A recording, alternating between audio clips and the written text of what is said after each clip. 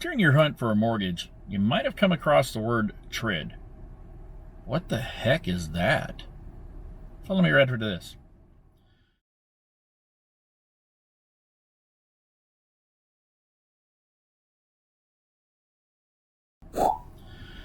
TRID is basically the same type of thing as know before you owe. What it means, well, it's technically TILA-RESPA integrated disclosure. These guidelines are important for you to understand what you get in a mortgage. Let's take a look at it. It's basically where the mortgage lenders are protected by the Consumer Financial Protection Bureau, or CFPB, to attempt to close some of the loopholes that our unscrupulous lenders have used in the past, or to trick consumers.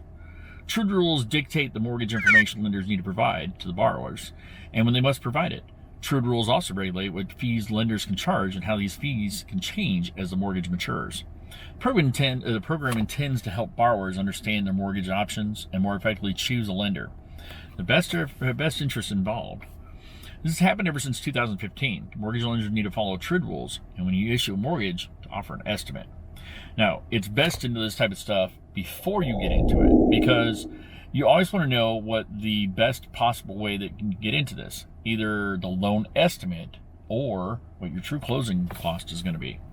Now, when you end up getting into a mortgage, when you end up getting into a process and you're getting closer to the end, most of the time your realtor or your lender will say, we're going to send you a closing disclosure. This has to follow the TRID rules.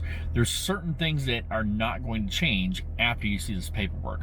But it kind of gives you an idea a couple days before, and it has to be at least 3 days. It's going to let you know how much the closing cost is going to be for you. And your closing cost is going to be on another video. It's up here somewhere. The closing costs will be able to go up there and tell you exactly what it's going to be.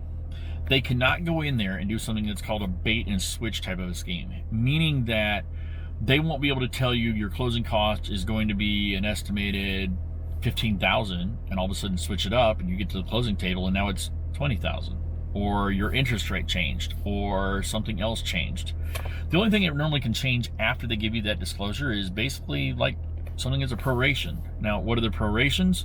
That's going to be either stuff that's going to be like your taxes, your insurance, and the only reason why that can change is what day do you actually close. If you close earlier or you close later, that's going to determine when and what type of fees you're going to end up getting.